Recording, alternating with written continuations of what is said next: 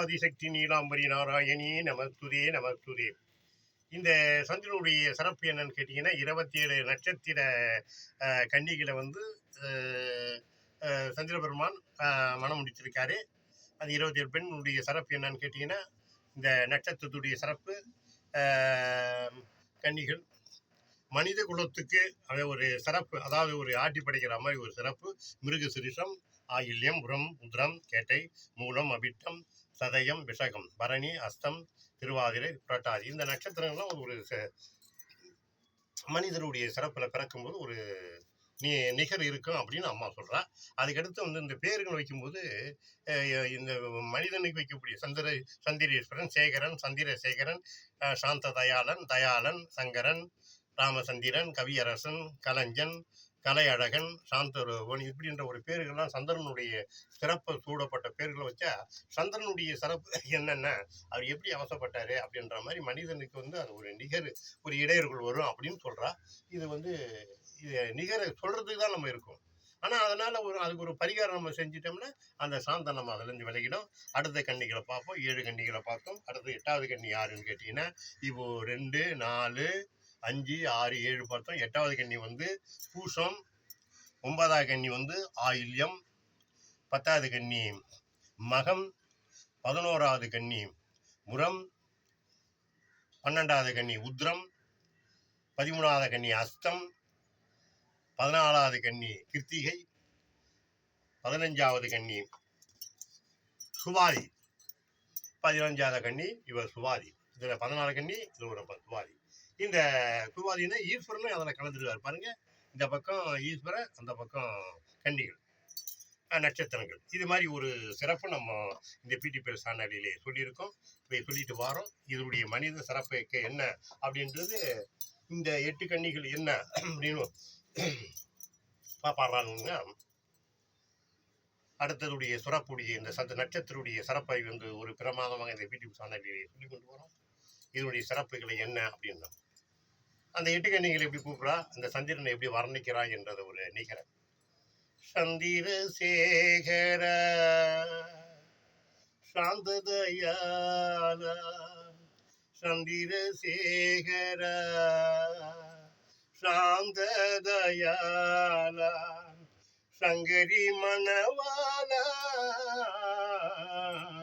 சந்திரசேகர சாந்ததயால, சேகரா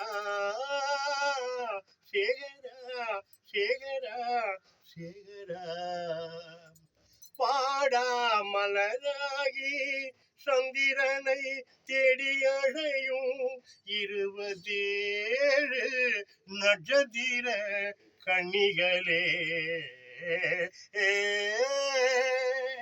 நீ வாடா மலராகி சந்திரனை சூடி மகிழும் 27 மங்கையே, நீ வானில் தவழும் நிலவே, அதை சூடி மகிழும் மலரே, தேயன பிறையே, அதை தேடி வணங்குதே, பிறையை கண்டு ஜெகமே கூடி மகிழுதே, சந்திரசேகர சாந்ததயால, சங்கரி மணவாலா, சேகரா சேகரா சேகரா.